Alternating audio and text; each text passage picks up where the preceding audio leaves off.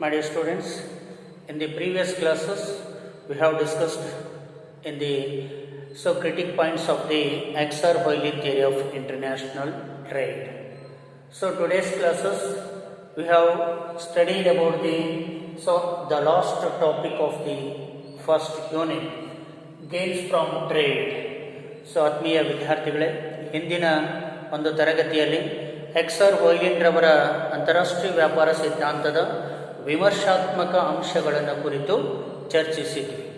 So ಇವತ್ತಿನ ಒಂದು ತರಗತಿಯಲ್ಲಿ ಈ ಅಧ್ಯಾಯದ ಕೊನೆಯ ಒಂದು ಪ್ರಮುಖ ಅಂಶ ವ್ಯಾಪಾರದ ಗಳಿಕೆ ಅಥವಾ ವ್ಯಾಪಾರದ ಅನುಕೂಲತೆಯನ್ನು ಕುರಿತು ಇವತ್ತು ಚರ್ಚಿಸ್ತಾ ಇರ್ತಕ್ಕಂಥದ್ದು.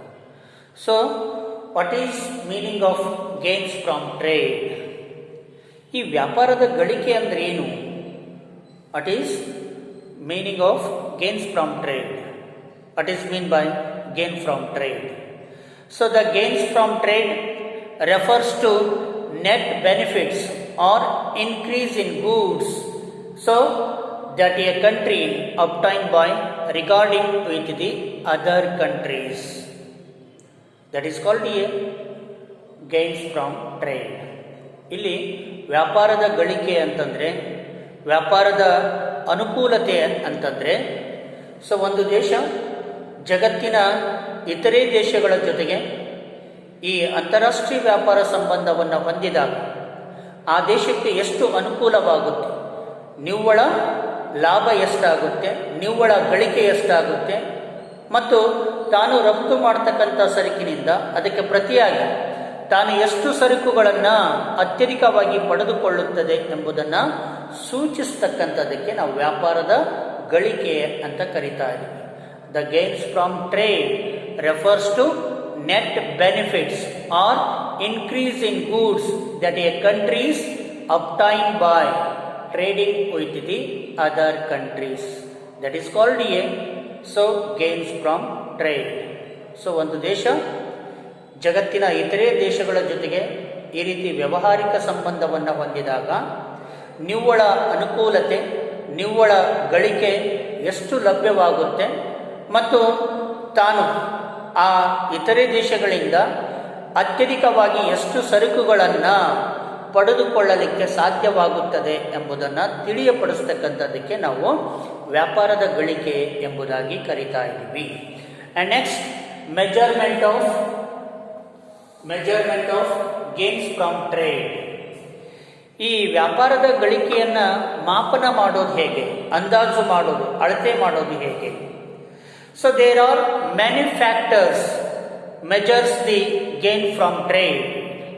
ಇವತ್ತು ನಾವು ಈ ವ್ಯಾಪಾರದ ಅನುಕೂಲತೆಗಳನ್ನು, ವ್ಯಾಪಾರದ ಗಳಿಕೆಯನ್ನು ನಾವು ಅನೇಕ ಅಂಶಗಳ ಮೂಲಕ ಅಳೆಯಬಹುದು, ಮಾಪನ ಮಾಡಬಹುದು. There are many factors measures the gains from trade, which are explained some of those important factors. So the first factor is terms of trade. ಇಲ್ಲಿ ವ್ಯಾಪಾರದ ಗಳಿಕೆಯನ್ನು ಮಾಪನ ಮಾಡಲಿಕ್ಕೆ ಇರ್ತಕ್ಕಂಥ ಒಂದು ಪ್ರಮುಖ ಸಾಧನ ಅಂತಂದ್ರೆ ವ್ಯಾಪಾರದ ಕರಾರು, terms of trade. The most important factor which determines the gains from trade is the term of trade.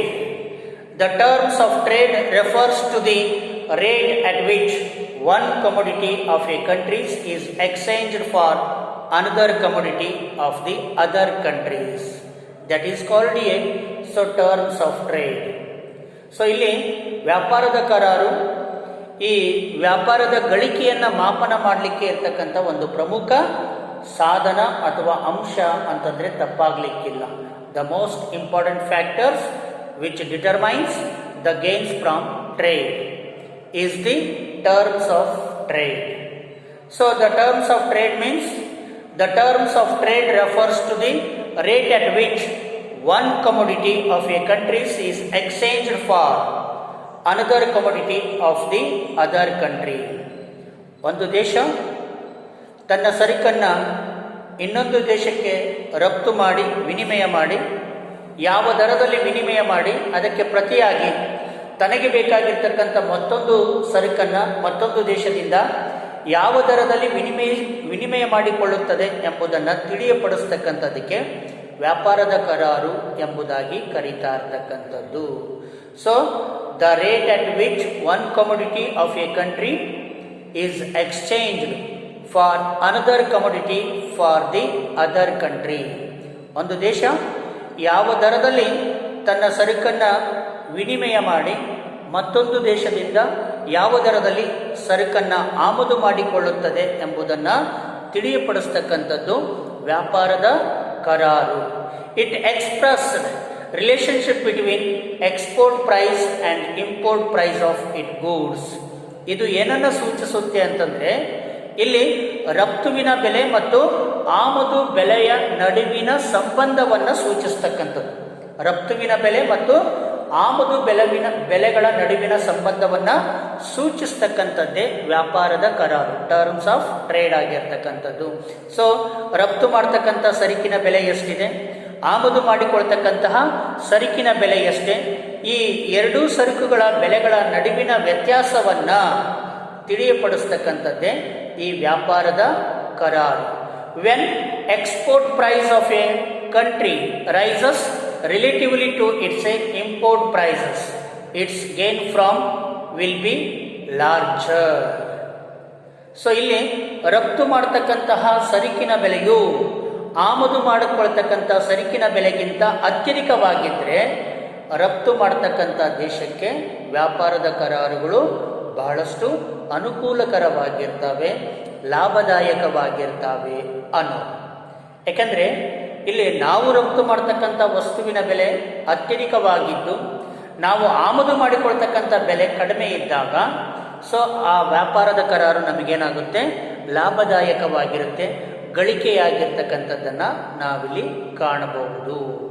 So it is the express relationship between export price and import price of it goods. When export price of a country rises relatively to its import prices, its gains from will be larger. So ಇಲ್ಲಿ ಆಮದು ಸರಕಿನ ಬೆಲೆಗಿಂತ ರಫ್ತಿನ ಸರಕಿನ ಬೆಲೆಯೇ ಅತ್ಯಧಿಕವಾಗಿದ್ದಾಗ ಆ ದೇಶಕ್ಕೆ ವ್ಯಾಪಾರದ ಗಳಿಕೆ ದೊಡ್ಡ ಪ್ರಮಾಣದಲ್ಲಿ ಲಭ್ಯವಾಗ್ತಕ್ಕಂಥದ್ದು. On the other hand, when import price of a country exceeds the export prices, its gain from trade will be smaller. ಒಂದು ವೇಳೆ ಸೊ ನಾವು ರಫ್ತು ಮಾಡ್ತಕ್ಕಂಥ ಸರಕಿನ ಬೆಲೆಗಿಂತ ಆಮದು ಮಾಡಿಕೊಳ್ತಕ್ಕಂಥ ಸರಕಿನ ಬೆಲೆಯೇ ಅತ್ಯಧಿಕವಾಗಿದ್ದಾಗ ಆಗ ವ್ಯಾಪಾರದ ಕರಾರುಗಳು ನಮಗೆ ಅನಾನುಕೂಲಕರವಾಗಿರ್ತಕ್ಕಂಥದ್ದು. ಆಗ ಸೊ ಆ ವ್ಯಾಪಾರದಿಂದ ನಮಗೆ ಗಳಿಕೆಯಾಗ್ತಕ್ಕಂಥ, ಅನುಕೂಲವಾಗ್ತಕ್ಕಂಥ, ಲಾಭವಾಗ್ತಕ್ಕಂಥ ಪ್ರಮಾಣ ಏನಾಗುತ್ತೆ, ಕಡಿಮೆಯಾಗ್ತಕ್ಕಂಥದ್ದು. ಸೊ ಇದು ಈ ಒಂದು ವ್ಯಾಪಾರದ ಗಳಿಕೆಯನ್ನು ಮಾಪನ ಮಾಡಲಿಕ್ಕೆ ಇರ್ತಕ್ಕಂಥ ಒಂದು ಪ್ರಮುಖ ಅಂಶವಾಗಿರ್ತಕ್ಕಂಥದ್ದು ವ್ಯಾಪಾರದ ಕರಾರು. And second factor is level of income, ಆದಾಯದ ಮಟ್ಟ. So the level of money income of a country is another factor which measures the countries gains from trade. ಒಂದು ದೇಶದ ವ್ಯಾಪಾರದ ಗಳಿಕೆಯನ್ನು ಮಾಪನ ಮಾಡಲಿಕ್ಕೆ ಇರ್ತಕ್ಕಂಥ ಇನ್ನೊಂದು ಪ್ರಮುಖ ಅಂಶ ಯಾವುದು ಅಂತಂದರೆ ಹಣದ ಆದಾಯದ ಮಟ್ಟ. ಹಣದ ಆದಾಯದ ಮಟ್ಟವೂ ಕೂಡ ಈ ವ್ಯಾಪಾರದ ಗಳಿಕೆಯನ್ನು ನಿರ್ಧರಿಸ್ತಕ್ಕಂಥದ್ದು. So if the demand for its export is high, the level of money income will be tend to be high in the country and the greater will be a gain from trade. So ಒಂದು ದೇಶ ತಾನು ರಫ್ತು ಮಾಡ್ತಕ್ಕಂಥ ಸರಕಿಗೆ ವಿದೇಶಿ ಮಾರುಕಟ್ಟೆಯಲ್ಲಿ ಅತ್ಯಧಿಕ ಬೇಡಿಕೆ ಇತ್ತು ಅಂತಂದರೆ ಆಗ ಆ ದೇಶದ ಹಣರೂಪಿ ಆದಾಯದ ಮಟ್ಟ ಅತ್ಯಧಿಕವಾಗುತ್ತೆ. ಆಗ ಆ ವ್ಯಾಪಾರದಿಂದ ಆ ದೇಶಕ್ಕೆ ಹೆಚ್ಚು ಅನುಕೂಲವಾಗ್ತಕ್ಕಂಥದ್ದು, ಲಾಭವಾಗ್ತಕ್ಕಂಥದ್ದನ್ನು ನಾವಿಲ್ಲಿ ಕಾಣ್ತಾ ಇದ್ದೀವಿ.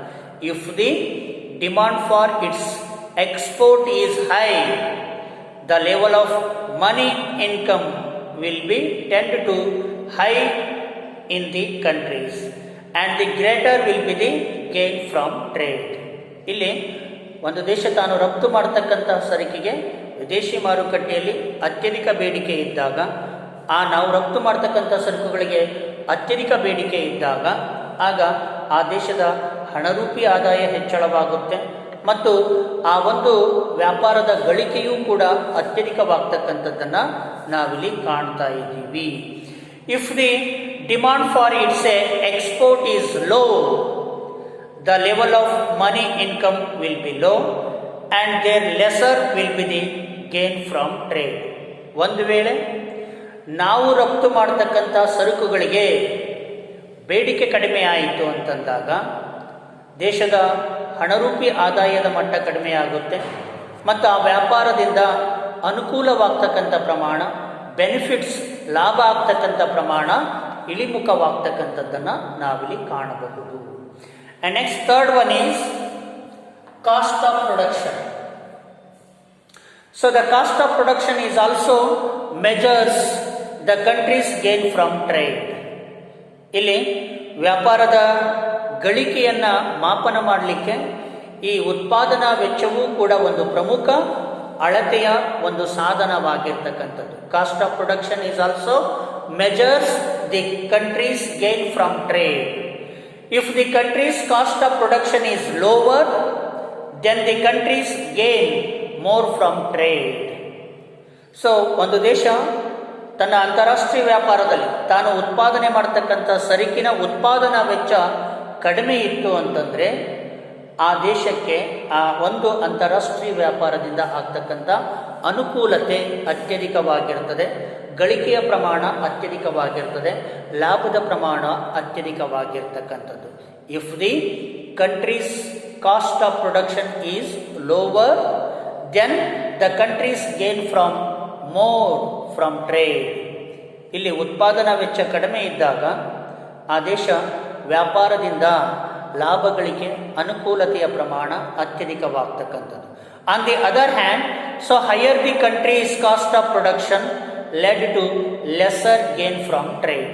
ಒಂದು ವೇಳೆ ಉತ್ಪಾದನಾ ವೆಚ್ಚ, ಒಂದು ದೇಶದ ಉತ್ಪಾದನಾ ವೆಚ್ಚ ಏನಾದರೂ ಅತ್ಯಧಿಕವಾಗಿತ್ತು ಅಂತಂದರೆ ಆಗ ಆ ವ್ಯಾಪಾರದಿಂದ ಆ ದೇಶಕ್ಕೆ ಅನುಕೂಲತೆಯ ಪ್ರಮಾಣ ಅಥವಾ ಗಳಿಕೆಯ ಪ್ರಮಾಣ ಕಡಿಮೆ ಆಗ್ತಕ್ಕಂಥದ್ದು ಅನ್ನು.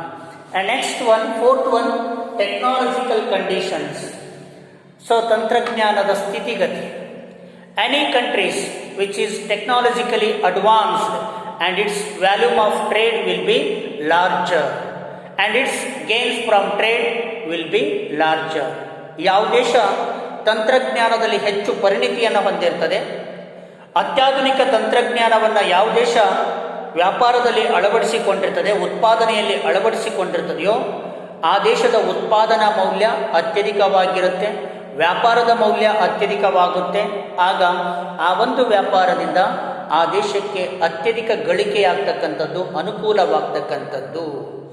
Any countries which is a technologically advanced and its volume of trade will be larger and its gains from trade will be larger. ಯಾವ ದೇಶ ಟೆಕ್ನಾಲಜಿಯಲ್ಲಿ ಅಡ್ವಾನ್ಸ್ ಇರ್ತದೆಯೋ, ಅತ್ಯಾಧುನಿಕ ತಂತ್ರಜ್ಞಾನವನ್ನು ಅಳವಡಿಸಿಕೊಂಡಿರ್ತದೆಯೋ ಉತ್ಪಾದನೆಯಲ್ಲಿಯೂ ಆ ದೇಶ ಅತ್ಯಧಿಕ ಗುಣಮಟ್ಟದ ಸರಕುಗಳನ್ನು ಉತ್ಪಾದನೆ ಮಾಡಿ ವಿದೇಶಿ ಮಾರುಕಟ್ಟೆಯಲ್ಲಿ ಕಡಿಮೆ ಬೆಲೆಗೆ ಮಾರಾಟ ಮಾಡೋದ್ರ ಮೂಲಕ, ಅತ್ಯಧಿಕವಾಗಿ ಮಾರಾಟ ಮಾಡೋದ್ರ ಮೂಲಕ ಅಧಿಕ ಲಾಭವನ್ನು ಗಳಿಸಿಕೊಳ್ಳಬಹುದು. On the other hand, if a country is a technologically backward and its volume of trade will be small and its gains from trade will be smaller. ಒಂದು ವೇಳೆ ತಂತ್ರಜ್ಞಾನ ಹಿಂದುಳಿದಿತ್ತು ಅಂದರೆ ಅದು ಹಿಂದುಳಿಯತಕ್ಕಂಥದ್ದು. ಧನ್ಯವಾದ.